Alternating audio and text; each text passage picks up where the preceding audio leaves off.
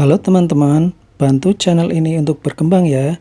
Klik tombol subscribe dan jangan lupa untuk like and share video ini. Terima kasih dan selamat mendengarkan.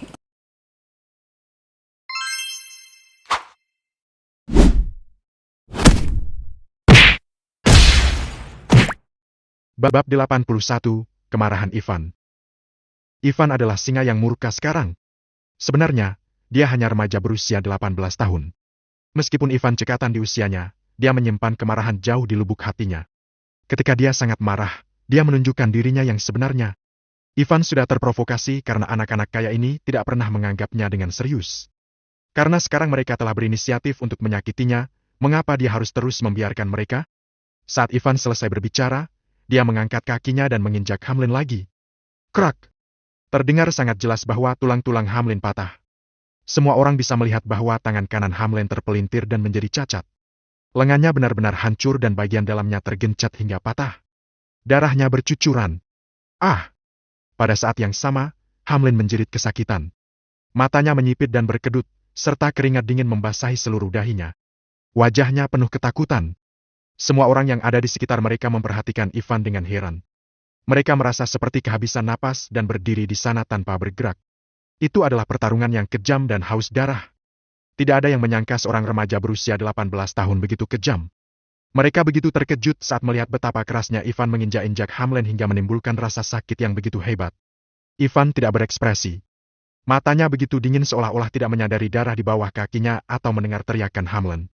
Dia mengangkat kakinya lagi dan menendang kaki Hamlin. Tunggu. Tiba-tiba, Lucas kembali sadar. Jika Hamlin menderita karena apapun, Lucas akan menjadi orang pertama yang harus bertanggung jawab atas penderitaannya. Lucas harus menghentikan Ivan.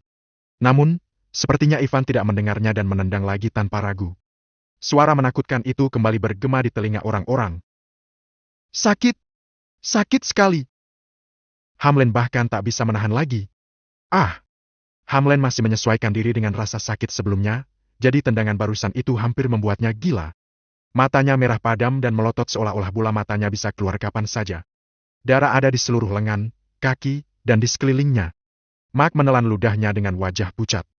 Teman-temannya pun sama seperti dia. Mereka semua sangat takut sehingga mereka bersembunyi di belakang penjaga keamanan kalau Ivan mengejar mereka. Bruk! Lucas berlutut. Dia harus melakukannya. Ivan terlalu kejam. Meski kalah jumlah dengan Ivan, Lucas tidak punya nyali untuk memerintahkan orang-orang ini bertarung. Dia tidak sanggup menanggung akibatnya jika Ivan kalah dan bertarung melawan mereka semua. Hidup Ivan tidak ada artinya, tetapi hidup Hamlin penting. Jika Hamlin terluka parah, Lucas yakin dia akan dikutuk. Karena itu, dia berlutut tanpa berpikir. Dengan wajah pucat, dia hampir memohon. Tuan Reed, tolong hentikan. Maukah Anda mendengarkan saya? Oh, pada akhirnya, sepertinya Ivan memperhatikan Lucas. Dia mencibir pada Lucas sambil menatapnya dengan bercanda. Aku mendengarkan. Tuan Reed, Lucas segera merangkai perkataannya dan memaksakan seulas senyum. Tuan Reed, Anda masih muda. Umur Anda 18, atau mungkin 19, kan? Saya rasa Anda berumur di bawah 20 tahun. Lihat, memukul orang akan membuat Anda berada dalam kesulitan. Anda tahu betapa kuatnya keluarga Walsh di kota kita. Lagi pula, para pejabat akan mendatangi Anda juga setelah ini. Jika Anda memiliki catatan kriminal dalam berkas Anda, hidup Anda akan hancur. Tuan Reed, saya mohon. Kembalikan Tuan Hamlin pada kami. Kita bisa membicarakannya. Saya janji Anda tidak akan mengalami masalah setelah semua ini. Bagaimana menurut Anda? Setelah berbicara, Lucas menatap Ivan dengan penuh harap. Haha. Haha. Ivan menanggapi dengan tawanya, yang membuatnya tampak seperti hantu. Manajer, menurutmu kamu adalah satu-satunya orang pintar di dunia ini? Menarik sekali. Lucas bersikap seolah-olah dia berkompromi, tetapi setiap kata yang dia ucapkan adalah ancaman bagi Ivan. Dia mengancam Ivan dengan keluarga Walsh dan para pejabat. Jika Ivan adalah orang biasa, pasti dia yang terkapar di tanah sekarang. Jika keadaannya memburuk, Nancy mungkin akan menderita hal yang sama karena dirinya. Berani-beraninya Lucas mengatakan hal-hal ini kepada Ivan. Dia bahkan meminta Ivan untuk melepaskan Hamlin. Begitu Hamlin kembali, petugas keamanan akan langsung bergegas. Ivan tentu mampu menghadapi orang-orang ini, tetapi dia benci menghadapi masalah dan tidak ingin membuat semuanya lebih rumit. Lucas tercengang. Tuan Reed, apa maksud Anda? Apa kamu tidak tahu maksudku? Ivan masih terdengar dingin, seolah-olah Lucas bukan orang, tetapi binatang buas di bawah kakinya. Bahkan orang-orang berpengalaman seperti Yoel, Antiri, dan guru pun takut. Yoel dan Antiri akhirnya menyadari bahwa pemuda di depan mereka mempunyai bakat langka. Keberanian, kekejaman, dan kebijaksanaannya jauh melampaui orang-orang seusianya. Guru merasa lebih sulit untuk melihat karakter atau kemampuan Ivan. Jika guru harus menggambarkan Ivan dengan kata-kata, dia mungkin menyimpulkannya sebagai orang yang tak terduga. Saat mereka masih berpikir, Ivan kembali berbicara. Tenang saja, Bung. Aku akan melepaskannya, ya, setelah aku mematahkan anggota tubuhnya. Oh, satu hal lagi, keluarga Walsh kan? Aku tidak pernah mendengarnya. Mengapa tidak kamu tunjukkan saja padaku betapa kuatnya keluarga itu? Jika mereka begitu kuat hingga aku sangat ketakutan, mungkin aku akan segera melepaskan Hamlen. Lucas diam sejenak. Kemudian, dia mengangguk berulang kali. Baiklah, Tuan Reed. Tolong berhenti di situ. Saya sedang menelpon bos saya sekarang. Lucas sangat sadar bahwa keadaan berada di luar kendalinya. Karena kini Ivan menantang keluarga Walsh, Lucas harus menyerahkan kejadian itu kepada keluarga itu supaya dia tidak akan menjadi orang yang disalahkan.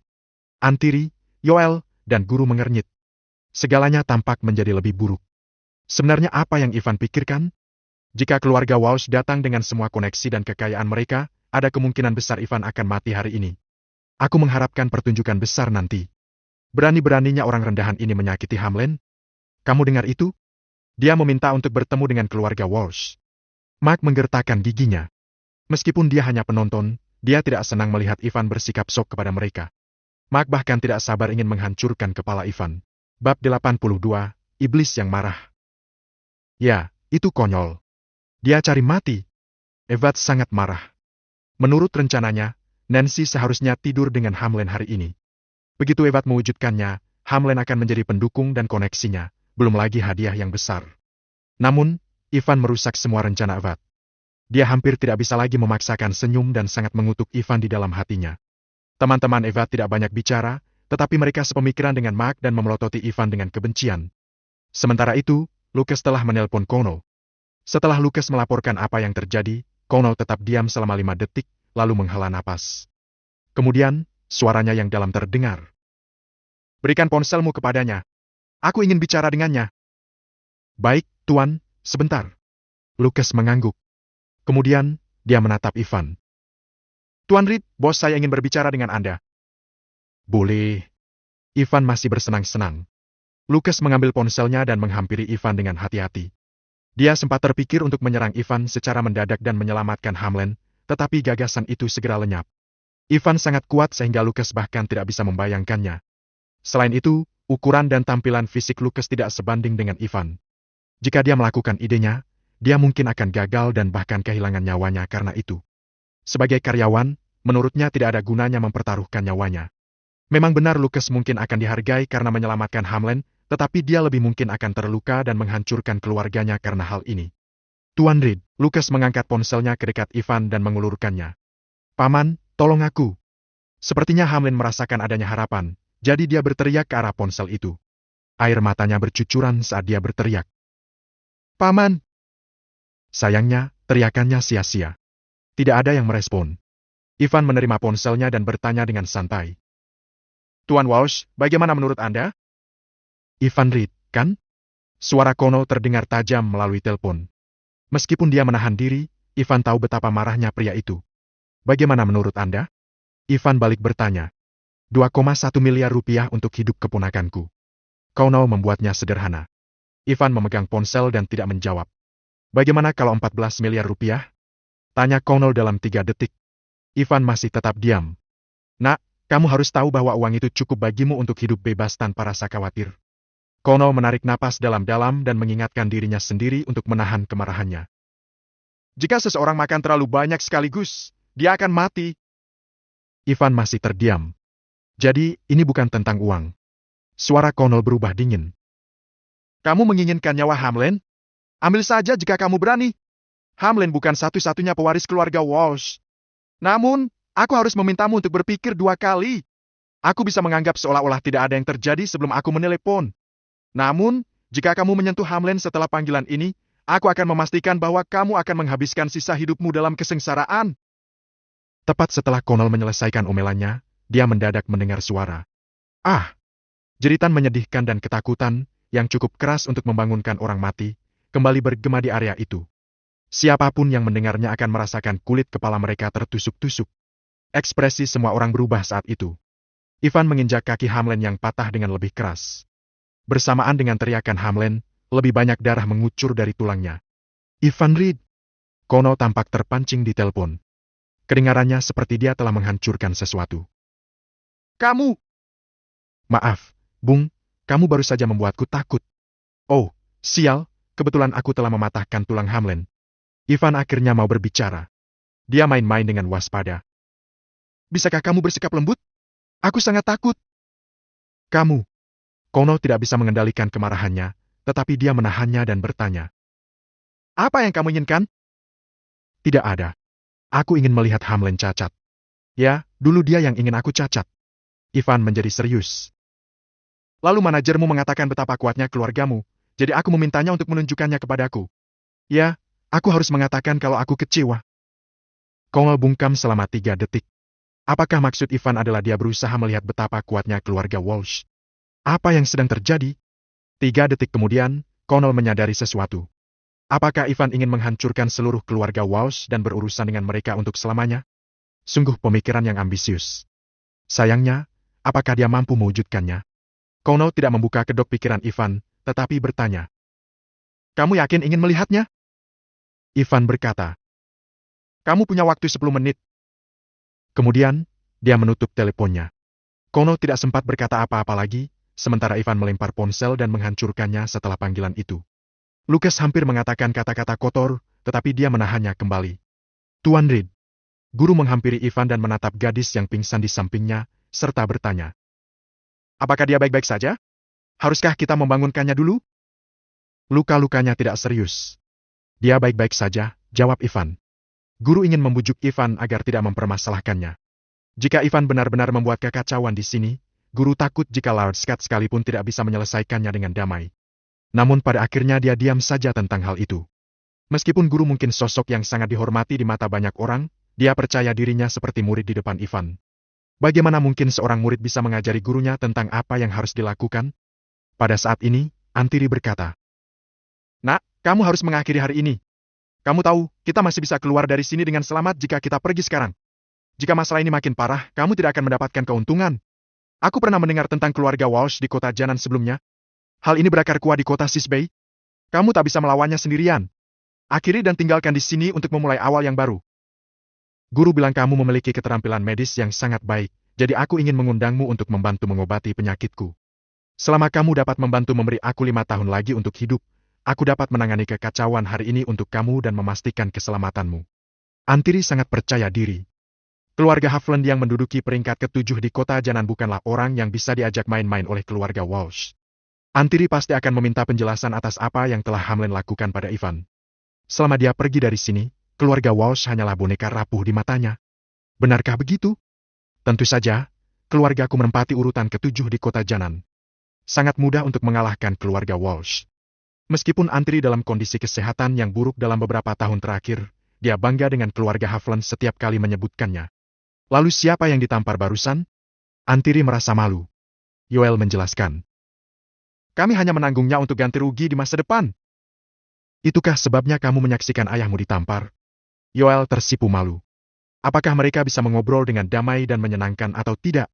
Bab 83, terlalu malu untuk hidup. Sepertinya sekarang aku sudah terlalu tua, keluh Antiri. Benar kata Ivan tentang mereka. Antiri bisa menyaingi usia Hamlen, tapi sungguh disayangkan Yoel tidak membela ayahnya saat Hamlen menampar Antiri. Tindakan mereka berdua seperti pengecut jika dibandingkan dengan semangat Ivan. Antiri tidak bisa menahan diri untuk mengingat kembali sejarah lamanya.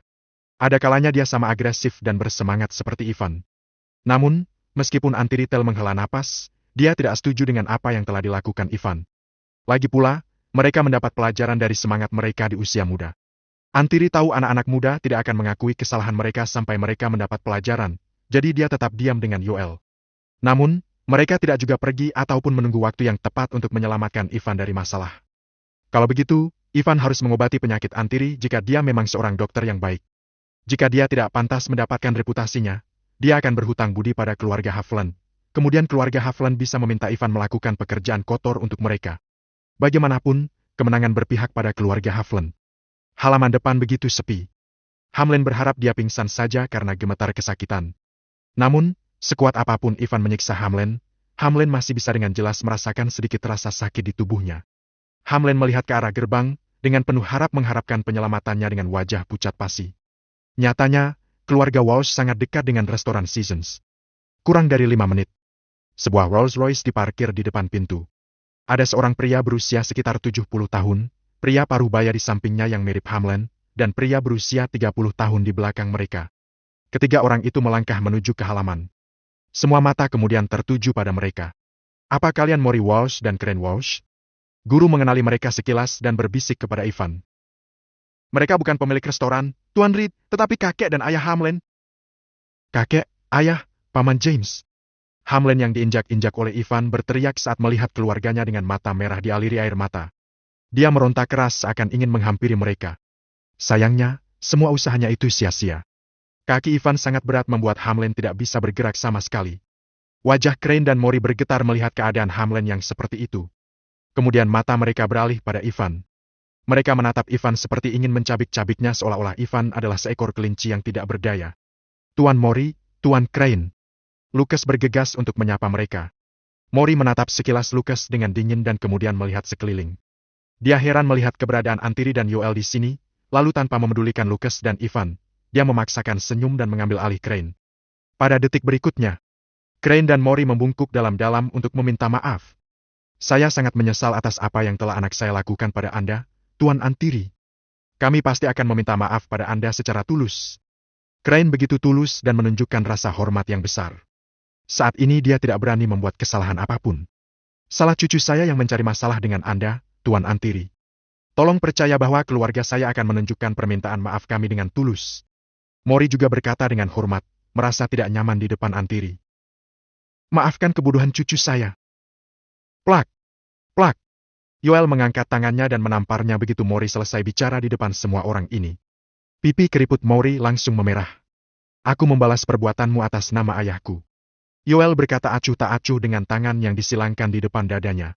Dia mendominasi saat menghadapi Maury dan Crane. Yoel tahu pasti mengenai satu hal. Hamlin masih terlalu muda untuk berurusan dengan para relasi, tetapi kakek dan ayahnya sudah cukup berpengalaman untuk mengetahui apa yang terbaik bagi mereka dan keluarga mereka. Karena itu, mereka tidak akan melakukan hal bodoh seperti apa yang dilakukan oleh Hamlin. Aku pantas mendapatkannya, Tuan Yoel. Maury bahkan tidak mengubah ekspresinya. Tolong maafkan kami, Tuan Antiri, Tuan Yoel. Aku sudah setengah mati. Bukan masalah besar ditampar cucumu, ucap Antiri tanpa tergesa dan santai. Itu gairah anak muda. Mungkin kamu harus mengurus masalahmu dulu? Antiri berkata penuh arti. Maury dan Crane kebingungan karena pria itu tidak ingin meminta penjelasan ataupun membahas permintaan maaf tetapi malah meminta mereka untuk menyelesaikan permasalahannya. Tapi mereka harus mengikuti saran Antiri. Mereka berdua tidak akan bisa mengubah pikiran Antiri. Namun, perkataan Antiri tersebut memperjelas satu hal bagi Maury dan Crane. Artinya, Antiri tidak akan keberatan dengan apa yang akan mereka lakukan pada Ivan. Setidaknya saat ini dia tidak akan mengganggu mereka. Semuanya akan lebih mudah selama Antiri membiarkan mereka menyelesaikannya. Terima kasih, Tuan Antiri. Maury dan Crane akhirnya menghela napas lega. Bagi mereka, Antiri dan Yoel adalah orang-orang yang benar-benar penting dalam kasus ini. Kalau tidak, mengapa Maury repot-repot datang secara langsung? Dia ingin Antiri melihat betapa tulusnya dia dalam meminta maaf. Selama keluarga Havland tidak ikut campur, sisanya tidak akan menjadi masalah besar. Ivan Reed? Dia bukan siapa-siapa. Guru kamp? Dia seperti punya jabatan di kota ini, tapi dia hanyalah seorang dokter. Bahkan jika dia memiliki relasi, dia tidak ada apa-apanya dibandingkan dengan keluarga Walsh. Ivan Reed? Crane tidak memperhatikan Ivan sampai sekarang. Kakakku menelpon dan berkata kalau kamu menolak tawarannya. Sebelum Ivan menjawabnya, Crane menambahkan. Sejujurnya, jika aku menjadi dirimu, aku akan lebih memilih uang. Bukankah bagus jika kamu membawa keluargamu pergi meninggalkan kota Sisbey? Nilai tukar antara kerajaan Phoenix dan kerajaan Dragonfire mudah ditangani. Kamu dapat hidup dengan baik jika kamu menghabiskan uang dengan cara yang benar. Sayangnya, kamu membuat pilihan yang salah. Hidupmu mempunyai banyak pilihan, tetapi jika kamu salah melangkah, kamu mungkin akan menghancurkan hidupmu. Dan kamu, anak malang, baru saja memilih jalan yang salah. Crane tidak peduli dan menghina Ivan seolah sedang memberinya pelajaran. Benarkah? Ivan mencibir. Tapi jika aku jadi kamu, aku lebih memilih untuk bunuh diri untuk mengakhiri drama ini. Anakmu masih di bawah kakiku, tapi kamu punya waktu untuk omong kosongmu itu. Kamu bahkan harus merepotkan orang tuamu untuk menyelamatkan anakmu. Sika, apa kamu tidak malu? Kamu telah gagal baik sebagai anak maupun seorang ayah. Ya, aku merasa malu untukmu. Kamu. Crane kehilangan kata-kata. Selama bertahun-tahun, dia selalu menjadi orang yang menceramahi orang lain dan hampir tidak pernah mendengar keberatan apapun. Tidak pernah ada orang seumuran Ivan yang tidak menghormatinya. Bab 84, Amunisi Hidup. Selama beberapa detik Crane tidak memahami apa yang dikatakan oleh Ivan. Setelah beberapa saat, dia akhirnya berhasil mengumpulkan pemikirannya dan memasang wajah masam. Haha, hebat, bocah. Tidak heran mengapa kamu ingin tahu kemampuan keluargaku. Nah, disinilah kita. Jangan kedipkan matamu. Crane mundur selangkah ketika dia selesai berbicara. Pada saat yang sama, diam-diam pria di belakang Crane tiba-tiba mengeluarkan pistol dan menaruh pistol hitam itu ke kepala Ivan. Semua orang lainnya terkejut ketika mereka melihat pistol itu. Mengingat hanya sedikit orang yang bisa membawa pistol bersama mereka karena peraturan ketat di kerajaan Dragonfire. Banyak orang yang sejak kecil tidak pernah melihat ataupun menyentuh senjata sungguhan. Bahkan anak-anak kaya seperti Mark dan Kent sebelumnya hanya memiliki kesempatan untuk memegang senjata di galeri penembakan. Dor! Sebuah tembakan dilepaskan ketika orang-orang masih dalam keadaan terkejut. Sebuah tanaman hijau jatuh berantakan tidak jauh dari sana oleh kekuatan hebat pistol kecil itu. Ivan tidak bisa menahan keterkejutan ketika merasakan angin saat peluru melewatinya. Aku melepaskan tembakan untuk membuktikan bahwa ini pistol sungguhan yang berisi peluru. James tanpa ekspresi. Lain kali aku tidak akan menembakkannya pada tanaman. Seluruh tempat itu hening. Tembakan itu membungkam semua orang yang berada di halaman. Tidak ada yang menyangka kejadian menjadi sejauh ini. Ivan tetap diam dengan alis sedikit mengerut. Tapi jauh di dalam hatinya, dia merasa tercengang. Dia tentu saja tidak takut. Dia hanya tidak menyangka akan melihat orang dengan pistol. Setelah dipikirkannya dengan matang, mungkin itulah yang dilakukan oleh orang-orang berkuasa. Sebagai orang yang tumbuh di pedesaan dan menghabiskan sebagian besar waktunya di sekolah, dia tidak dapat memahami atau memikirkan seperti apa kebebasan dan kebahagiaan orang-orang kelas atas. Orang tidak akan tahu banyak hal kecuali ada orang yang mau mengungkapkan kebenaran itu. Kenyataannya jauh lebih menakutkan daripada acara palsu di TV. Lagi pula, ada organisasi yang menetapkan batasan untuk suatu acara. Mengingat betapa dekatnya James, Ivan tidak tahan memikirkan bagaimana dia atau James akan lebih baik jika mereka bertengkar. Dia benar-benar ingin mencobanya. Lagi pula, saat peluru itu baru saja ditembakkan, Ivan sudah memahami lintasannya dan memprediksi di mana peluru itu akan mendarat. Tembakan bagus. Haha. Mark adalah orang pertama yang memecah keheningan. Dia gemetar karena kegembiraan. Mark paling benci saat orang lain menilai wajahnya. Memang hal yang menyenangkan ketika meninggalkan beberapa ruang saat berkelahi, tapi Ivan mengatakan Mark adalah yang paling jelek di hadapan pacar-pacarnya dan banyak orang lainnya. Mark tidak sabar ingin menyiksa Ivan, jadi dia merasa terhibur saat melihat Ivan terus diam dan mengerutkan kening saat kejadian ini. Mark ingin menunjukkan senyum agresif, tapi senyuman itu terlihat sangat jelek di wajahnya. Apa kamu ingin melihat betapa berkuasanya keluarga Hamlin, Ivan Reed? Ya, buka matamu dan lihatlah. Mark keluar dari belakang petugas keamanan dengan wajah merona kegirangan. Bukankah kamu kagum? Pergi berkeliaran, hah? Sialan! Apakah kamu pikir kamu tak terkalahkan dengan Hamlin di bawah kendalimu? Pecundang! Kamu mematahkan lengan dan kakinya, dan kamu akan mendapatkan balasannya dengan kehilangan kedua lengan dan kakimu. Itu benar. Sial, dasar bajingan tak tahu malu. Evad bertingkah seolah dia akan muntah begitu melihat Ivan. Haha, pertunjukan yang lebih hebat akan segera dimulai. Ken begitu tertarik seolah-olah pernah melihat Ivan memohon ampun. George tidak lagi berada di bawah tekanan tetapi tampak santai. Sudah berapa tahun aku tidak membunuh orang. Aku harap kamu tidak mendorongku untuk merusak kedamaianku, bocah kecil. Percayalah, dan jika kamu tidak bersikap baik, aku akan membunuhmu. James mengatakannya dengan begitu tenang seolah-olah dia hanyalah mesin pembunuh. Namun, tidak ada yang meragukannya karena suaranya yang tenang penuh dengan kekuatan dan ancaman. Bahkan orang biasa pun bisa tahu bahwa James adalah orang yang memegang kata-katanya. Ivan juga bisa merasakannya.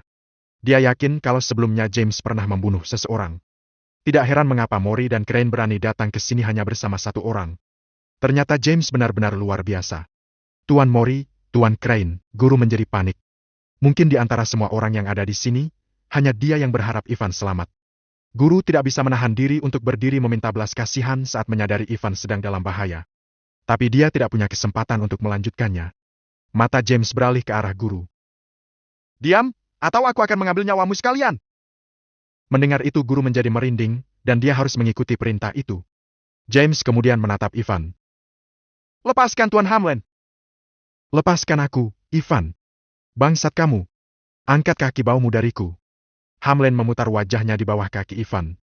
Dia seharusnya pingsan setelah kehilangan begitu banyak darah, tetapi dia menahan rasa sakit dan bertahan untuk tetap sadar. Kenapa? Karena dia akan segera diselamatkan. Dan kemudian, dia akan membuat Ivan mendapatkan balasan dari apa yang sudah dia lakukan. Dia ingin Ivan menderita 10 kali lipat lebih buruk dari apa yang dia alami. Bahkan 100 kali lipat. Lepaskan aku. Atau kamu tidak akan pergi dari sini dalam keadaan utuh. Hamlin mengertakkan gigi dan berteriak meski darah menyelimuti mulutnya menampilkan senyum menakutkan. Namun, Ivan mengabaikan Hamlin. Dia bertindak seolah-olah dia tidak mendengar apa-apa. Dia menatap mata James dengan pistol berada di wajahnya. Dia tetap diam tapi tak berniat melepaskan Hamlin. Mungkin yang berubah hanya alisnya yang tidak lagi berkerut. Belum terlambat untuk melepaskannya, Ivan. Keluargaku akan memastikan keselamatanmu selama kita pergi dari sini dalam keadaan selamat. Antri kembali menawarkan bantuan pada saat genting. Aku jamin keluarga Havland tidak akan ada yang bisa menyakitimu. Bahkan keluarga Walsh. Apa aku benar? Pertanyaan terakhir itu untuk Mori dan Crane. Perubahan mendadak Antiri membuat Mori dan Crane malu. Tentu, Tuan Antiri. Kami akan memberikannya padamu dengan sukarela, kata Mori tergesa-gesa. Dia tidak berani mengatakan tidak. Mereka harus melakukannya karena keluarga Havland jauh lebih hebat daripada keluarga Walsh. Mereka cukup hebat untuk membawa Ivan keluar dari sini terlepas dari bagaimana perasaan keluarga Walsh. Yoel menambahkan setelah Antiri. Ini kesempatan langka bagimu untuk mendapat dukungan dari keluarga Havland, nak. Kamu tidak akan mendapatkan kesempatan kedua jika menolaknya. Pikirkan baik-baik sebelum membuat keputusan. Bab 85, tembak aku jika kamu bisa. Memang kesempatan langka bagi Ivan untuk mendapat dukungan dari keluarga Havland. Perasaan keluarga Walsh, terutama Hamlin campur aduk ketika Antiri dan Yeol menawarkan bantuan untuk menyelamatkan Ivan. Hamlin tidak dapat percaya kakek dan ayahnya setuju tanpa ragu saat Antiri dan Yoel berkata mereka akan membantu Ivan. Apakah lengan dan kakinya yang patah ada arti bagi keluarganya? Kenapa Hamlin repot-repot menahan agar tetap sadar meski sudah mengalami begitu banyak siksaan fisik dan mental? Satu-satunya hal yang ada dalam pikirannya adalah membalas dendam pada Ivan. Tapi sekarang, bagaimana bisa mereka memberitahukannya bahwa Ivan akan pergi dari sini dengan tenang dan selamat? Hamlin tidak bisa menerima keputusan itu. Teman-temannya juga kesal saat mendengar percakapan itu. Mengapa pria ini sangat beruntung? Apa Ivan benar-benar akan pergi semudah itu? Dengan bantuan keluarga Havland? Sial. Tuan Reed, guru berbisik untuk mengingatkan Ivan. Saat ini Anda tidak punya pilihan yang lebih baik. Hanya keluarga Havland satu-satunya jalan keluar Anda. Saat ini, Antiri, Yoel, dan yang lainnya sedang menunggu keputusan Ivan. Dalam pandangan mereka, Ivan tidak akan menolak bantuan mereka. Sebaliknya, dia tidak akan bisa menahan kemarahan keluarga Walsh. Namun, saat itu, Ivan kembali menginjak-injak kaki Hamlin. Ah! Tangisan mengerikan Hamlin yang menggema kembali terdengar di halaman rumah. Wajah Mori dan Crane berkedut dan mata merah mereka mengarahkan kebencian pada Ivan. Sementara itu, Ivan berkata, "Maafkan aku. Aku tidak butuh bantuan keluarga Havland." Bibirnya berkedut sambil menunjuk kepala James. Apa pistol di tanganmu itu membuatmu berpikir kamu lebih hebat? Mengancamku? Ayo, tembak aku. Di sini. Aku akan melihat apa kamu berani mengambil nyawaku. Itu sangat lancang. Dia sudah gila. Ivan menjawab dengan dingin saat Hamlin berteriak di bawah kakinya. Wajah tampannya menampilkan senyum sombong dan menghina. Tidak ada yang bersuara saat itu. Mata guru melotot dan sekujur tubuhnya gemetaran. Wajah keriputnya penuh dengan ketidakpercayaan. Untuk pertama kalinya, dia pikir Ivan sangat lancang. Apa yang Ivan lakukan dan katakan hari ini berbeda dengan dia yang baik dan lembut di toko obat. Di hari lain, Ivan adalah orang yang penuh belas kasihan dan memperlakukan semua orang dengan kebaikan. Tapi hari ini, Ivan begitu berani dan tak kenal takut seperti iblis jahat. Faktanya, guru bukan satu-satunya yang merasa seperti itu. Antiri dan Yoel mengira Ivan akan setuju dan berencana membawanya bersama mereka. Tapi semuanya berubah begitu cepat. Apa dia gila atau apa? Sebelum Yoel menawarkan bantuan, dia mengagumi keberanian Ivan. Tapi sekarang, dia percaya Ivan begitu sombong dan bodoh. Mengapa ada orang biasa yang menantang pria bersenjata? Dia tidak tertolong lagi. Antiri mendengus dan melanjutkan. Kami tidak akan mencampuri urusan Ivan karena dia sendiri yang mencari mati. Mori, jangan ragu untuk berurusan dengannya. Tentu. Mori kaget. Terima kasih, Tuan Antiri. Teman-teman Hamlin mengepalkan tinju mereka. Awalnya mereka tertekan, tapi sekarang, mereka semua senang. Seberapa bodoh Ivan menolak tawaran itu? Dia menolak kesempatan untuk pergi bersama keluarga Havland dan tidak akan berurusan dengan orang seperti Hamlin. Jika bukan karena kesempatan itu, Kent, George, dan teman-teman mereka pasti akan tertawa terbahak-bahak. Sungguh mengejutkan. Hamlin memiliki pemikiran yang sama. Meskipun merasakan sakit, dalam hati dia sangat gembira. Menampilkan ekspresi suram, Hamlin bertindak seolah-olah dia sudah mendapatkan Ivan di bawah kakinya dan menyaksikan Ivan memohon ampun. Dia terlalu bersemangat hingga hampir melupakan keadaannya. Wah, kamu berani ya, bocah? Crane sangat marah. Ivan beberapa kali menyiksa putranya di depannya, memperlakukannya seperti udara yang tidak terlihat. Crane mengamati James karena tidak berminat untuk berbicara dengan Ivan. James langsung mengerti. Dia segera bersiap menembakkan pistolnya. Detik berikutnya, dia menarik pelatuknya. Mata Ivan memancarkan cahaya. Dia akan bergerak. Tiba-tiba saja, kilatan cahaya putih memancar dari luar halaman. Sangat cepat seperti petir. Cahaya putih itu melintas di mata semua orang. Detik berikutnya, ada semburan darah. Terlihat kalau tangan James patah. Dan tangan yang patah itu adalah tangan di mana dia membawa pistol. Seluruh lengannya terpotong rapi dan terjatuh ke tanah. Pistol itu pun terjatuh bersama lengannya. James kehilangan lengannya saat dia hendak menembak. Bahkan James hanya berdiri diam di sana seperti tidak menyadari kalau lengannya telah putus. Lagi pula, kejadian itu terjadi begitu cepat dan tiba-tiba. Seberapa cepat itu? James bahkan tidak merasakan sakit ketika dia kehilangan tangannya. Biug! Kerumunan tidak menyadari apa yang telah terjadi sampai mereka mendengar suara itu. Sebuah pisau memotong tangan James. Lebih tepatnya itu adalah sebuah pedang yang lebar. Bilahnya berwarna hitam dengan bagian belakang cerah. Cahaya dingin berkilat di permukaan, menakuti orang-orang dari dalam. Cukup membuktikan bahwa pedang lebar itu sebelumnya telah digunakan untuk membunuh orang. Dengan tenaga ekstra yang tersisa, pedang itu menembus dalam 40 inci ke dalam dinding halaman setelah melalui lengan James. Prak! Setelah suara teredam, muncul kejadian lebih aneh lagi. Dengan pedang di tengah, terjadi retakan memanjang ke segala arah dan tidak berhenti sampai panjangnya sekitar 120 inci. Semua orang yang melihat pemandangan mengerikan itu ketakutan dan keringat dingin. James terdengar lantang saat ini. Siapa? Siapa yang melakukan ini padaku? Keringat mengaliri wajah pucatnya. Wajah terornya melihat ke arah di mana pedang itu datang. Suaranya menarik keterkejutan semua orang kembali ke kenyataan. Apa kamu muak hidup di dunia ini melawan tuanku? Dasar semut kecil.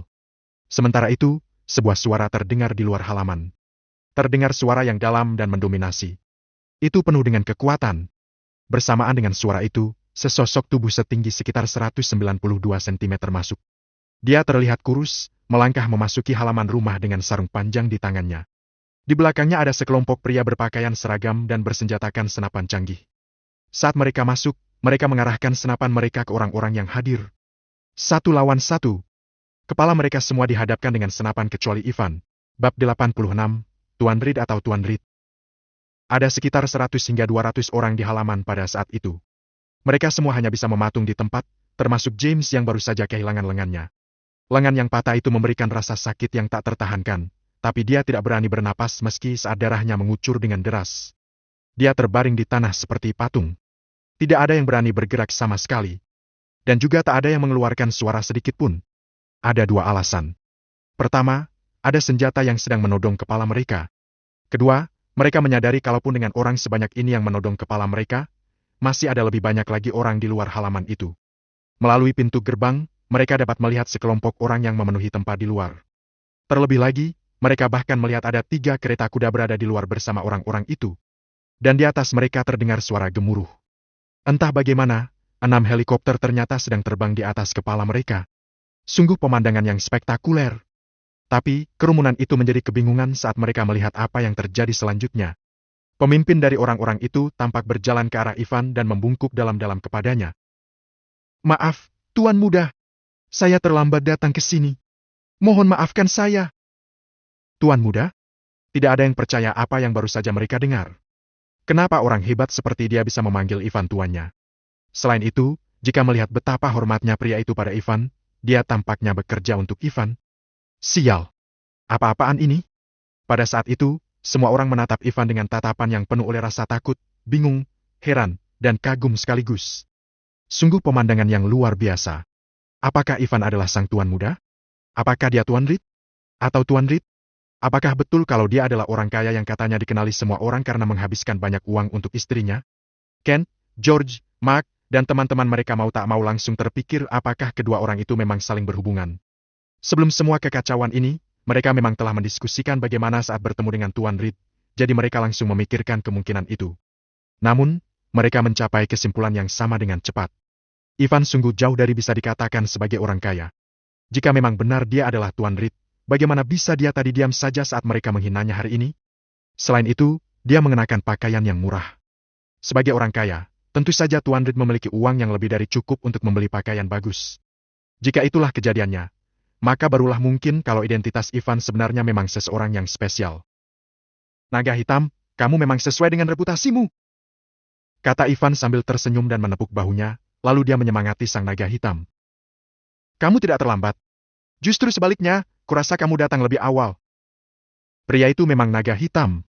Sebelumnya, Ivan sudah pernah melihat foto naga hitam di WhatsApp, jadi dia langsung mengenalinya saat pertama kali melihatnya. Sebenarnya, saat James menarik pelatuk pun, Ivan sudah merasakan ada sesuatu yang berbeda dan dia melihat bagaimana pedang besar itu masuk. Di mata orang lain, pedang itu mungkin cepat, ganas, dan tak kenal ampun. Tapi bagi Ivan, pedang itu sangat lambat. Dia bahkan bisa menangkapnya kalau dia mau. Namun tentu saja, Ivan tidak perlu repot-repot menangkapnya karena pedang itu tidak diarahkan kepadanya. Saya tersanjung, Tuan Muda. Meskipun naga hitam memiliki tubuh yang besar, dia tampak malu di depan Ivan dan mengusap-usap kepalanya. Permisi, maafkan saya. Mori memfokuskan pikirannya saat ini, lalu dia bertanya dengan hati-hati dan ketakutan. Bolehkah saya bertanya, siapa kamu? Sebagai pria yang sudah berpengalaman, Mori telah mempertaruhkan nyawanya berkali-kali sebelumnya. Walaupun begitu, dia masih terbata-bata saat bertemu dengan naga hitam. Enyalah kamu! Memangnya siapa dirimu hingga berani mengganggu pembicaraanku dengan Tuan Muda?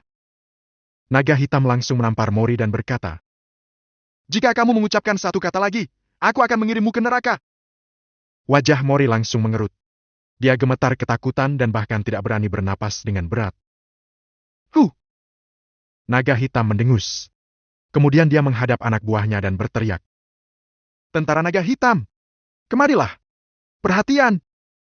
Kecuali para anggota yang sedang menodong kerumunan di halaman, sisanya langsung berkumpul dengan cepat dan pergi ke posisi mereka masing-masing.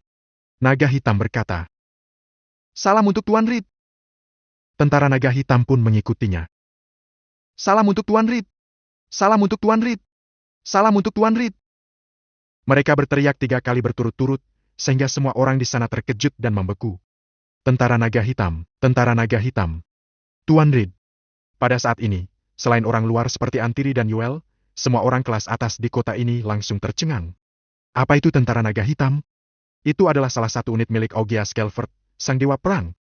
Karena Augeas baru saja kembali beberapa waktu lalu, semua orang kaya dan berkuasa yang penuh perhitungan langsung memeriksa mereka jika mereka mungkin telah menyinggung perasaannya secara tidak sengaja. Tentu saja, mereka tahu tentang naga hitam dan tentaranya. Augeas dikenal sebagai dewa perang. Namun demikian, naga hitam tidak memiliki gelar seperti itu, tapi kemampuannya tidak kalah dari Augeas, yang membuatnya menjadi salah satu pengawal terbaik Augeas. Tapi naga hitam baru saja memanggil Ivan Tuan Reed. Jika begitu, bahkan orang bodoh pun bisa tahu siapa Ivan sebenarnya. Tuan Reed. Memang benar dialah pusat pembicaraan baru-baru ini. Hanya saja, dia adalah Tuan Reed, dan bukan Tuan Reed seperti yang dirumorkan. Mori dan Crane langsung membeku di sana ketika mereka mendengar kata-kata seperti tentara naga hitam dan Tuan Reed. Rambut mereka langsung berdiri tegak saat membayangkan situasi terburuk yang terjadi saat ini, dan hati mereka langsung berdebar ketakutan. Wajah mereka pun menjadi pucat seperti orang mati. Astaga! Mereka telah membuat masalah dengan anak buah dewa perang. Sialan! Mereka bahkan tadinya ingin membunuh Ivan sebelum para tentara itu datang. Saat memikirkan hal ini, Mori dan Crane sama-sama merasa takut. Mereka berkeringat dingin dan bahkan hampir tidak bisa berdiri dengan tegak. Di detik berikutnya juga, Mori tidak dapat menahan semua tekanan ini dan jatuh berlutut. Peluk! Crane pun ikut berlutut juga. Mereka berdua jatuh berlutut, Ayah, kakek, kalian! Hamlen terkejut. Meskipun tubuhnya lemah, dia penuh dengan keraguan. Apakah mereka sampai harus berlutut? Hamlen masih ingin mengatakan sesuatu, tapi Mori berteriak untuk memotongnya. Diam, dasar bajingan! Jika kamu mengatakan satu kata lagi, aku akan membiarkanmu mati saat ini juga. Apa kamu tahu siapa yang sudah kamu singgung? Apa kamu tahu siapa yang telah kamu singgung? Hak! Mori berteriak 2 kali dengan marah. Dia bahkan tidak bisa menghentikan air matanya. Ini adalah Tuan Reed. Dia itu bagian dari tentara Dewa Perang. Dan kamu siapa? Hah? Dan siapa itu keluarga Walsh? Beraninya kamu main-main dengan Tuan Reed, bajingan! Bajingan! Dasar bajingan! Mori terus melontarkan makian tanpa memedulikan situasi di sana dan walaupun ada pistol yang menodong kepalanya. Dia berharap dia bisa membunuh Hamlen secara pribadi saat ini juga karena keluarga Walsh pun sudah terserat dalam kehancuran mulai saat ini. Itu semua adalah salah Hamlen. Ketika Mori mengatakan siapa Tuan Reed, Hamlen langsung tercengang. Teman-temannya yang baru saja menyangkal pemikiran itu pun juga langsung mengubah raut wajah mereka. Bagaimana bisa Ivan adalah pria kaya yang murah hati dan tampan itu? Bab 87, tidak ada yang macam-macam dengan dia. Jika orang lain yang mengatakan identitas Ivan tadi, Hamlen dan teman-temannya tidak akan percaya. Tapi kalau itu adalah Mori dan Crane, mereka pun mau tak mau mempercayainya. Kemudian mereka mengingat bagaimana orang-orang menggambarkan Tuan Reed sebagai pria yang tampan dan mendominasi. Ivan memang cocok dengan deskripsi itu. Pantas saja dia tampak meremehkan semuanya dari tadi. Itu karena dukungannya yang sangat kuat. Saat itu, mereka semua langsung mengingat semua hal yang terjadi pada hari ini. Ivan membiarkan mereka menertawakannya dan rela diusir begitu saja. Dia sebenarnya sama sekali tidak takut kepada mereka. Dia hanya keluar karena tidak ingin berada di situ bersama mereka. Mereka semua menjadi sangat ketakutan saat mengingat tindakan yang telah mereka lakukan kepada Ivan. Sekarang identitas asli Ivan sudah terungkap. Apa yang akan dia lakukan kepada mereka? Mereka semua merasakan campuran emosi dalam sekejap. Sebelumnya, terdapat kesempatan terbaik bagi mereka untuk mengenal Ivan dan bersosialisasi dengannya demi karir mereka. Tapi sekarang... Bu! Mark, Kent, George, dan pasangan mereka seperti Fanny dan Fallon akhirnya tidak bisa menahan diri dan berlutut ke arah Ivan, sambil memohon di kakinya. Kami minta maaf, Tuan Reed. Tuan Reed, kami memang sangat bodoh karena salah mengenali Tuan. Tolong maafkan kami. Kami mohon. Tuan Reed. Wajah mereka dipenuhi oleh air mata yang mengalir. Sebelumnya, mereka tidak takut bahkan ketika ada orang-orang bersenjata yang menodong kepala mereka, berpikir kalau identitas keluarga mereka dapat menjamin keamanan mereka. Dengan keyakinan seperti itu, mereka bersikap arogan sepanjang waktu. Tapi semua keyakinan itu runtuh saat mereka mengetahui identitas Ivan yang sebenarnya. Mori dan Crane pun juga merasakan hal yang sama. Dibandingkan dengan Tuan Reed, memang siapa keluarga mereka? Tidak berlebihan kalau mengatakan bahwa keluarga mereka bahkan dapat dihancurkan dengan mudah oleh bagian dari kelompok Dewa Perang. Tuan Reed, anakku sangat bodoh karena telah menyinggung Anda. Tolong lakukan saja apapun yang Anda mau kepadanya. Juga padaku. Saya hanya memohon pada Anda untuk melepaskan ayah saya dan keluarga Walsh. Kata Crane gemetar memohon sambil bersujud pada Ivan. Bu. Lucas pun akhirnya kembali sadar dan ikut berlutut. Karena tindakannya itu, semua penjaga keamanan di restoran Seasons mengikutinya dan berlutut juga. Dari orang-orang yang melawan Ivan, sekarang hanya tersisa satu orang yang masih berdiri di sana. Dia adalah Evad. Dia terlalu kebingungan untuk mencerna semua hal ini. Bagaimana bisa dia mempercayai kalau sepupu rendahan dari sahabatnya sebenarnya adalah Tuan Reed yang terkenal? Dia tidak akan percaya hal itu dan menolak untuk menerima kenyataan yang sesungguhnya. Kenapa? Kenapa dia? Dia hanyalah orang miskin yang datang dari sebuah desa terpencil. Bagaimana bisa pecundang seperti itu menjadi Tuan Reed? Dia masih tidak mempercayai hal itu. Tapi itu adalah yang sesungguhnya. Mau dia percaya atau tidak akan hal itu, tetap tidak akan mengubah apapun. Berlututlah! Seorang anggota tentara di depan Evad menendang kakinya hingga dia jatuh ke lantai. Kepalanya sangat penuh dengan pikiran-pikiran, tapi dia terlalu panik untuk mengaturnya. Pada akhirnya, dia bahkan tidak dapat mengatakan apa-apa.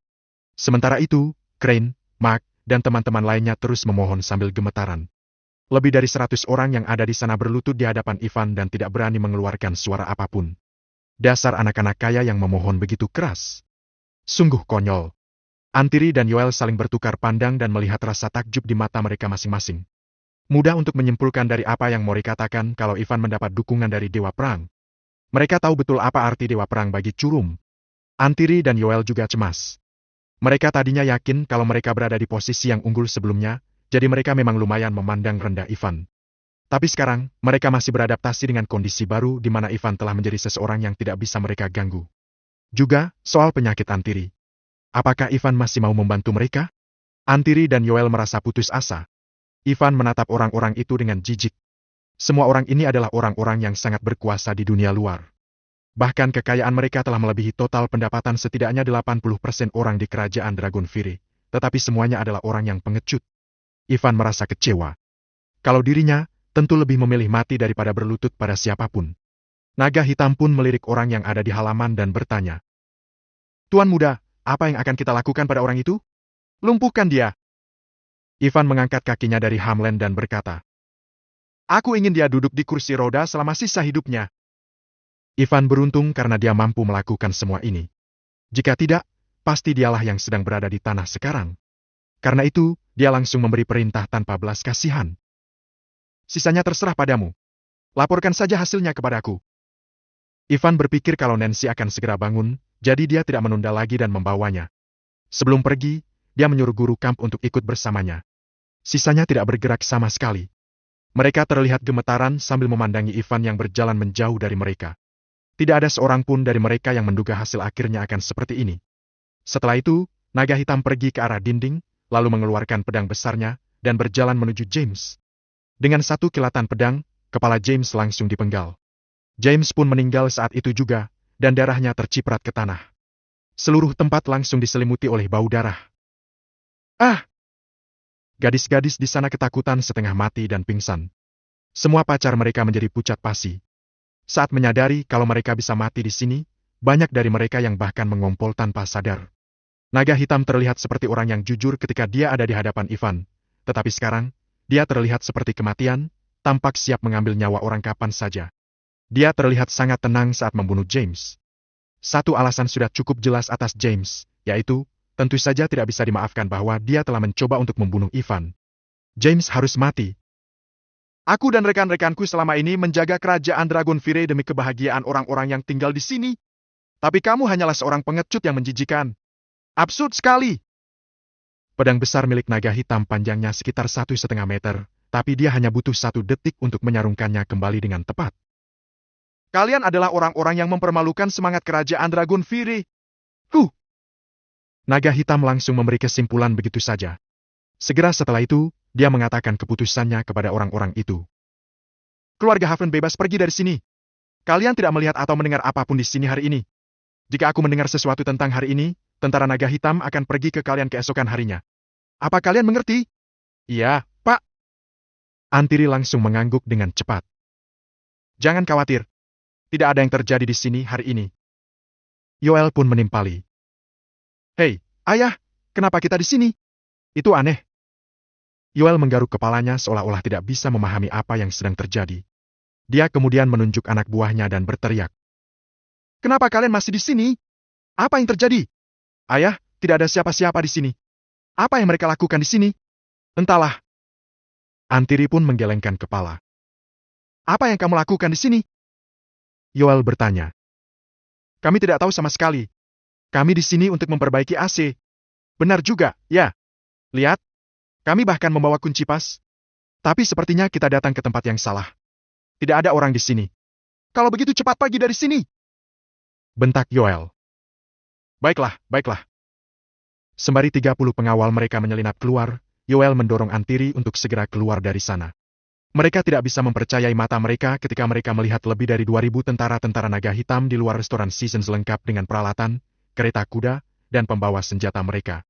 Bagaimana bisa ada orang sekuat itu di kota Sisbei? Mereka tidak boleh sampai bermasalah dengan mereka. Bab 88, pentingnya berpuasa. Antiri dan Yoel tidak berani di sana lebih lama lagi dan segera kembali ke Provinsi Jayan. Keluarga Havlen beruntung karena bisa kembali dengan selamat. Namun sayangnya, keluarga Walsh diselidiki oleh para petugas. Semua kejahatan yang mereka lakukan seperti memiliki senjata tanpa izin, penggelapan pajak, penyelundupan, dan banyak hal lain, langsung terungkap dalam waktu setengah jam saja.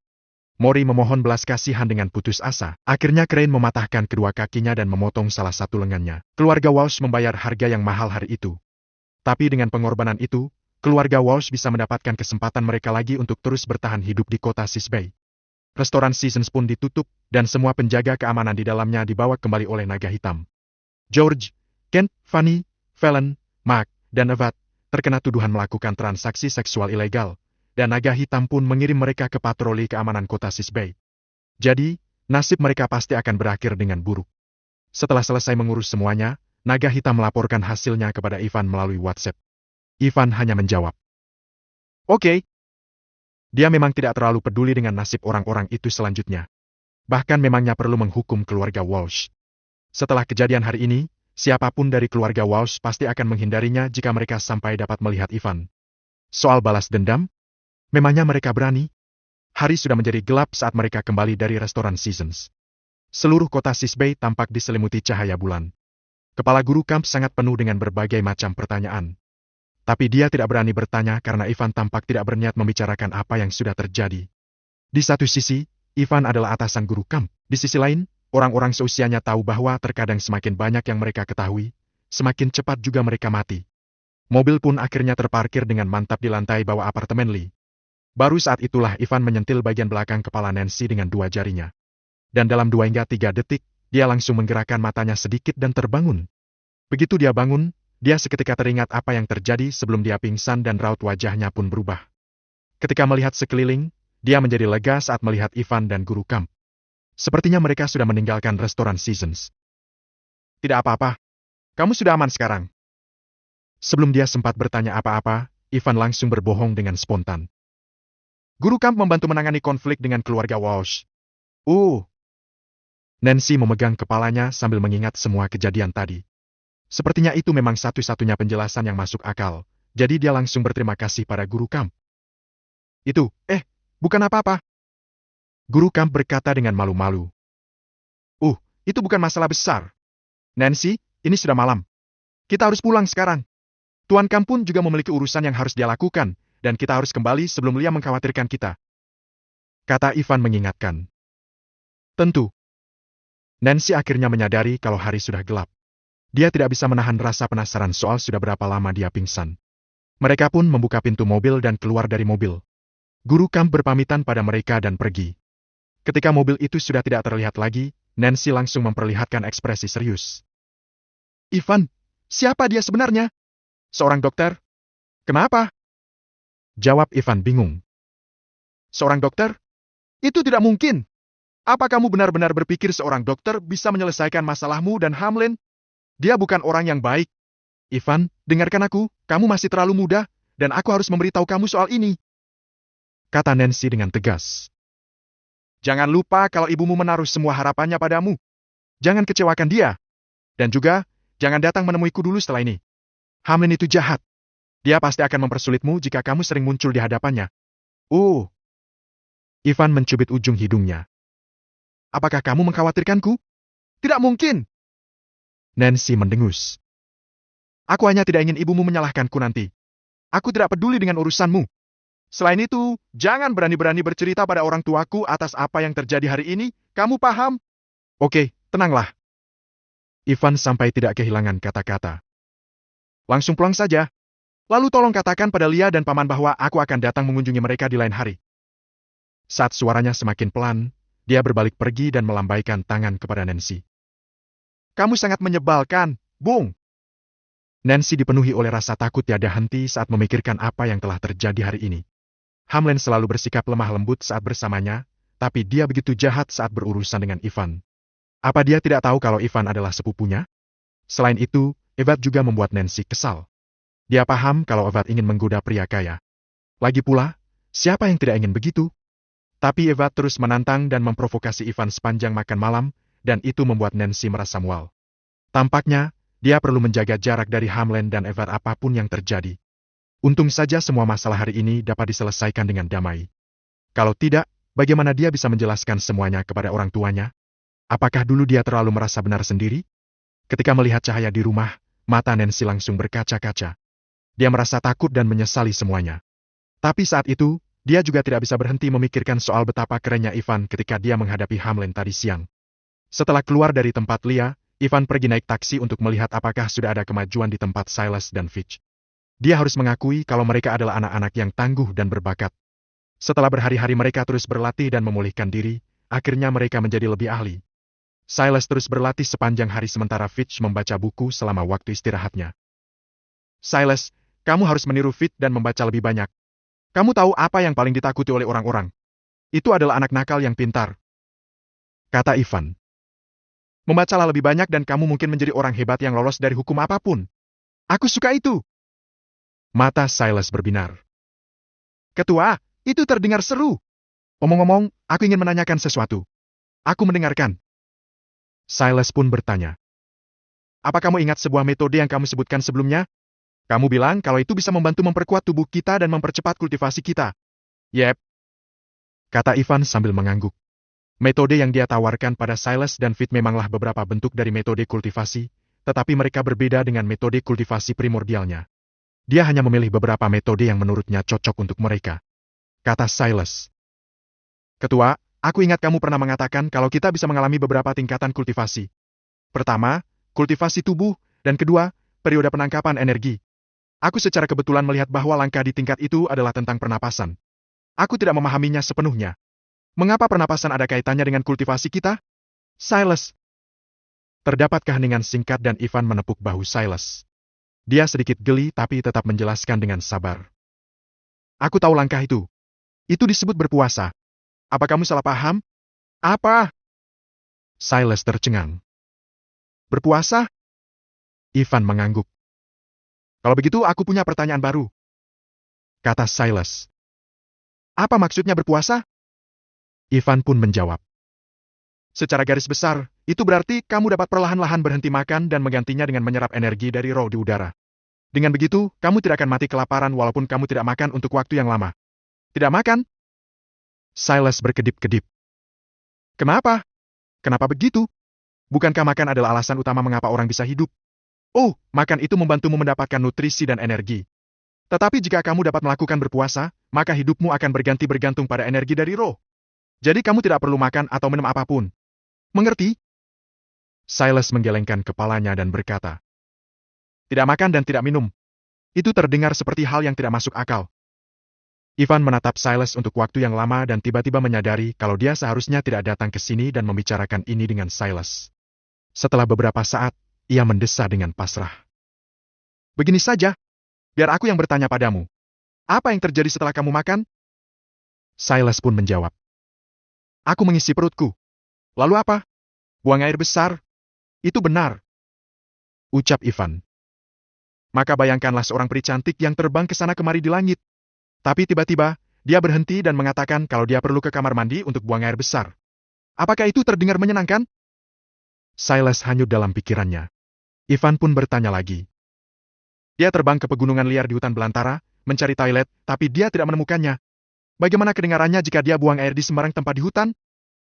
Silas menepuk kepalanya dan berteriak. Aku sekarang paham, Ketua. Bab 89, menyelinap pergi. Silas tiba-tiba menyadari sesuatu hal. Ketika dia ingin mengatakan apa yang sedang dipikirkannya kepada Ivan, niatnya itu terhenti oleh tepukan tangan Ivan yang mendarat di bahunya. Aku senang kamu bisa mendapatkannya. Jika tidak ada pertanyaan lagi, lanjutkanlah kembali kultivasimu.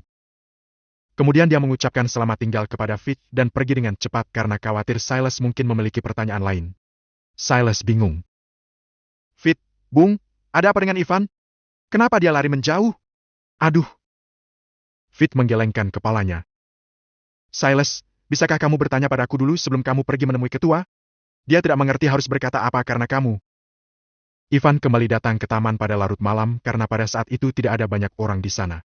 Dia mulai melakukan semua tahapan kultivasi tubuh serta mulai melatih pernapasan di tempat dengan energi dari roh yang penuh. Dia mencoba untuk merangsang lebih banyak lagi titik akupunturnya. Waktu menunjukkan pukul 1 dini hari ketika Ivan sampai di rumah. Dia membuka pintu dengan hati-hati dan melihat sosok cantik di sofa dalam kegelapan. Itu adalah Ellen. Dia sedang tidur di sofa, rambutnya terurai dengan acak, memperlihatkan lebih jelas bulu matanya yang panjang. Wajah halusnya dipenuhi dengan keanggunan dan pesona yang luar biasa. Itu adalah malam musim panas. Ellen mengenakan gaun tidur bahan sutra dingin warna hitam di tubuhnya. Gaun itu tipis dan menawan. Satu lengan dia berada di bawah kepalanya, dan yang lainnya bersandar dengan nyaman di pinggangnya yang padat. Gaun tidur itu tanpa disengaja menutupi bagian pribadinya dengan sempurna, sehingga kakinya yang ramping itu tentunya menarik perhatian orang, walaupun mereka ada di dalam kegelapan. Lekuk tubuhnya itu tergambar dengan sempurna dalam balutan gaun tidur itu. Dia tidur di sana dengan lembut seperti seorang putri tidur. Tidak ada yang bisa melupakan penampilan dirinya yang seperti itu. Ivan bisa merasakan detak jantungnya semakin cepat saat ini. Dia hampir tidak bisa mengalihkan pandangannya. Sekalipun mereka sudah menghabiskan banyak waktu bersama, tetap saja Ellen membuat Ivan terkejut setiap kali dia mengganti pakaiannya. Ellen adalah wanita unik yang mana sosok dan penampilannya jauh lebih baik dari seluruh selebriti tercantik di dunia hiburan. Saat Ivan memperhatikannya lebih lama, dia terkejut melihat gaun Ellen memudar secara perlahan. Sejalan dengan berlalunya waktu, sosok sempurnanya semakin terlihat sepenuhnya di hadapan Ivan. Ivan menikmati pemandangan itu dengan penuh gairah. Setelah dia akhirnya puas, dia menutup penglihatan batinnya dan melihat sekelilingnya. Pintu kamar Mabel dan Hallie terbuka, yang artinya mereka tidak berada di rumah hari ini. Pantas saja Ellen berpakaian seperti ini. Dia tidak akan melakukannya jika orang tuanya berada di rumah. Sampai di hadapan Ellen, Ivan bermaksud untuk menggendong Ellen kembali ke kamar tidur. Namun, mata Ellen terbuka saat tangan Ivan menyentuhnya. Ellen sangat manis. "Sayang, apa kamu sudah cukup melihatku? Kamu baru saja terbangun?" Ivan terkejut. Dia terlalu sibuk menikmati kecantikannya sehingga tidak memperhatikan apakah dia sudah bangun. "Aku tidak tidur sama sekali," kata Ellen. "Aku telah menunggumu. Mengapa kamu pulang larut malam? Katakan padaku, apakah kamu bertemu dengan wanita lain?" Ivan merasa nyaman. "Tentu saja tidak. Ini hari ulang tahun Nancy, ingat? Jadi aku menghabiskan beberapa saat dengan mereka. Selain itu, di mana orang tuamu? Aku tidak melihat mereka. Baiklah, lain kali pulanglah lebih awal. Aku tidak nyaman kamu berada di luar sendirian." Ellen berkata pelan. Saat ini, dia bukan lagi seorang wanita cantik dan dingin yang selalu kaku dan tidak peduli terhadap orang-orang di tempat kerjanya. Tidak peduli bagaimana orang lain menilai Ivan, dia percaya Ivan adalah yang terbaik. Dia juga tahu bahwa Ivan tidak ingin memperlihatkan keahlian medisnya karena dia tertekan. Jika tidak, dia pasti akan menjadi seorang ahli di bidang medis. Sejujurnya, dia mungkin bersama Ivan sejak awal karena dia tidak punya pilihan yang lebih baik. Tetapi dia memiliki cinta dan rasa hormat sepenuh hatinya untuk Ivan setelah mereka jatuh cinta sekian lama. "Mereka pergi mengunjungi seorang kerabat dan seharusnya sudah pulang besok," tambah Ellen. "Aku mengerti." Ivan mengangguk. "Itu artinya, kita hanya berdua di rumah malam ini. Nona, apakah kamu berpakaian seperti ini untuk merayuku?" Ivan terkekeh. "Aku tidak bisa menolak kecantikanmu." Dia kemudian menggendong Ellen. "Duh!" Begitu Ivan menggendong Ellen, tiba-tiba raut wajah Ellen berubah. "Ada apa?" Ivan bertanya dengan bingung.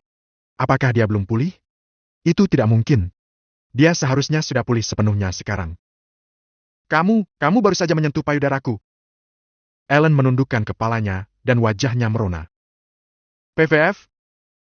Ivan hampir tidak bisa mengendalikan tawanya. "Sayang, ini bukan pertama kalinya. Kenapa kamu masih malu? Kamu tidak berlaku seperti ini terakhir kali.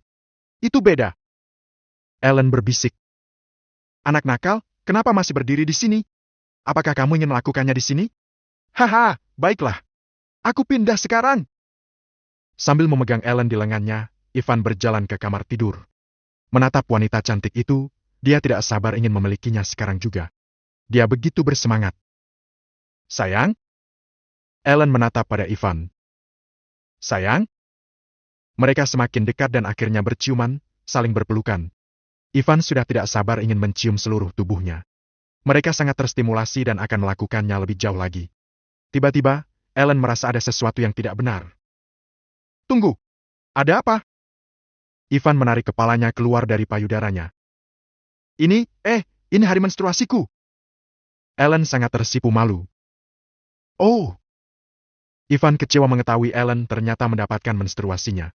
Meskipun tertekan, Ivan menahan hasratnya demi kesehatan Ellen. Dia menyingkir ke samping Ellen dan tidur di sampingnya. "Tidak apa-apa.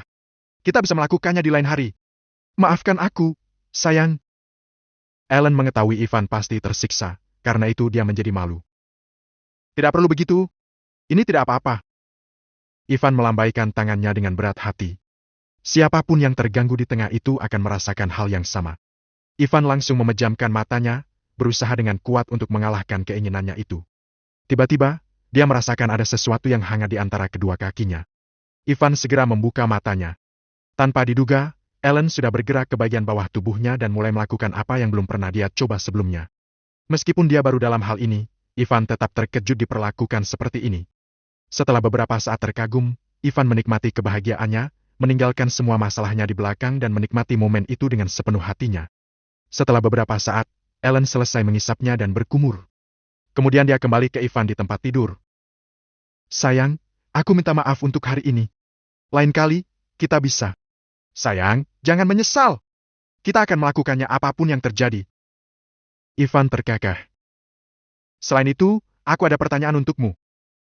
Ellen mengangguk kecil. Apa? Bab 90, pernikahan yang dia inginkan. Ellen menatap Ivan dengan matanya yang memesona, menunggu pertanyaannya. Melihat wajahnya yang serius, Ivan bertanya diam-diam. Bagaimana rasanya? Hah, kamu benar-benar anak nakal. Ellen langsung tersipu malu. Warna merah di pipinya itu menyebar hingga ke tulang selangka, yang membuatnya menjadi menggoda. Siapa yang tahu calon direktur kita ini sebenarnya adalah seorang gadis kecil yang pemalu? Ivan tersenyum dengan suasana hati yang baik. Baiklah, cukup dengan leluconnya. Berikut ini adalah sebuah pertanyaan serius. Sayang, kamu mengetahui bahwa aku sedang mempersiapkan pernikahan kita, kan? Aku sudah merenungkannya untuk waktu yang lama dan masih berpikir aku harus meminta pendapatmu terlebih dahulu. Seperti apa pernikahan yang kamu impikan? Sayang, mengingat situasi kita harus membuatnya biasa dan sederhana saja. Suara Ellen lembut. Kamu tidak perlu menjadikannya sebuah acara besar. Aku akan puas selama kamu yang menjadi mempelai laki-lakinya. Pernikahan itu terserah padamu. Ivan menjadi tenang. Dia sangat diberkati memiliki wanita yang cantik, berpengetahuan luas, berbakat, dan berhati baik sebagai istrinya. Aku masih memikirkan seperti apa pernikahan yang ada dalam mimpimu itu. Ivan berkata pelan. Meskipun aku tidak yakin apakah aku bisa mewujudkannya, tapi setidaknya aku harus tahu apa yang ada dalam pikiranmu. Kita harus saling terbuka, kan? Baiklah. Ellen berpikir untuk sejenak. Baiklah. Aku suka bunga persik. Dulu aku pernah bermimpi melangsungkan pernikahanku di tempat yang penuh dengan bunga persik bersama orang yang aku cintai. Semua tamu di sana adalah selebriti. Aku juga bahkan berharap kakek bisa ada di sana melihatku menikah. Tapi dia sudah pergi. Ivan mendengarkannya dengan penuh perhatian. Ellen berkata dengan sangat serius. Awalnya, ini tentang pernikahan itu, tapi kemudian dia teringat kenangan tentang kakeknya dan cerita lucu yang mereka miliki bersama. Ivan tidak melewatkan sepatah kata pun yang dia katakan. Ellen dibesarkan hampir sebagian besar hidupnya oleh kakeknya. Tidak peduli seberapa sibuk dan lelahnya dia akan selalu membawa Ellen bersamanya. Dia bahkan mempertaruhkan nyawanya 2 kali untuknya. Kedua kalinya, dia bahkan kehilangan kakinya. Ellen jatuh tertidur dalam kenangannya. Ivan akhirnya mengerti mengapa Ellen bersikeras meneruskan bisnis keluarganya, tidak peduli seberapa keras Scarlett menekannya.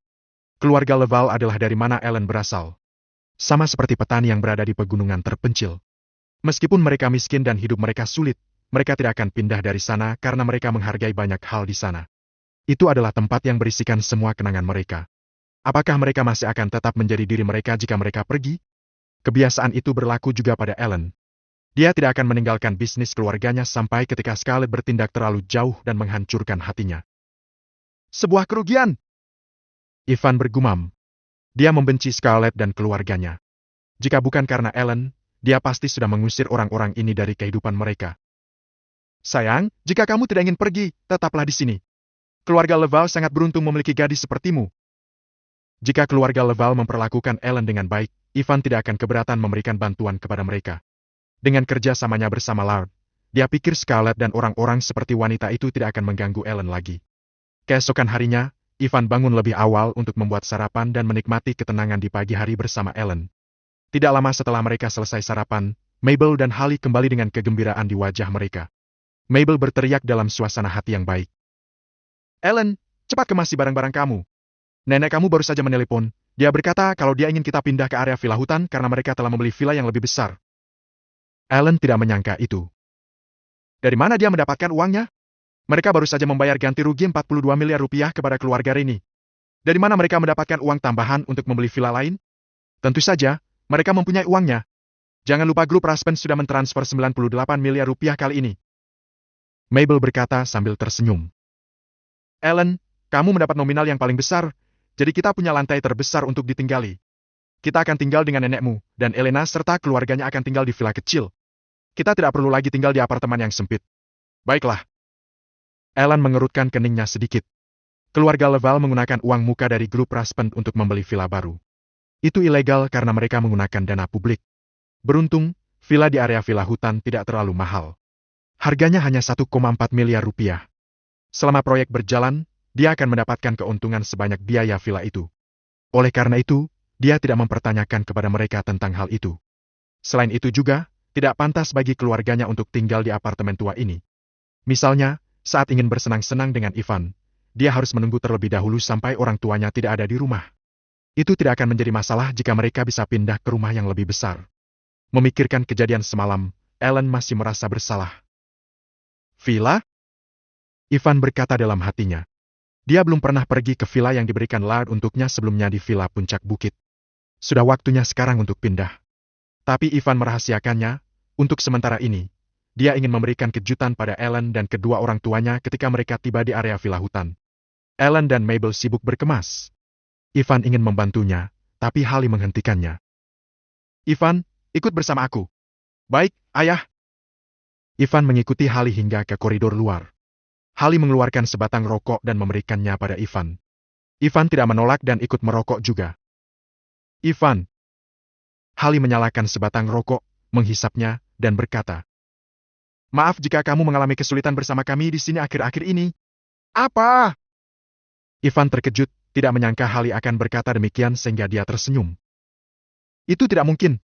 Kamu dan Mabel sangat baik padaku. Aku tidak mengalami kesulitan hidup sama sekali. Haha, aku senang mengetahui itu. Mabel mungkin jahat ketika berbicara, tapi dia sangat baik hati di dalamnya. Aku harap kamu tidak keberatan.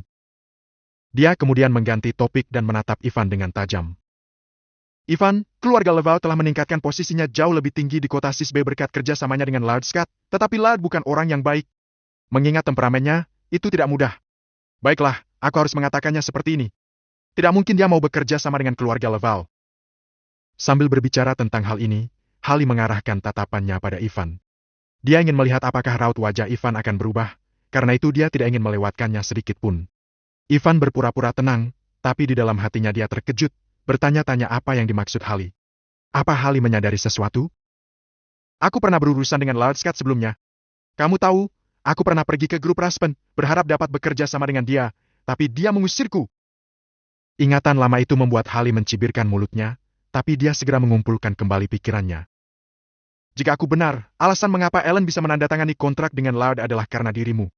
Benar, bukan?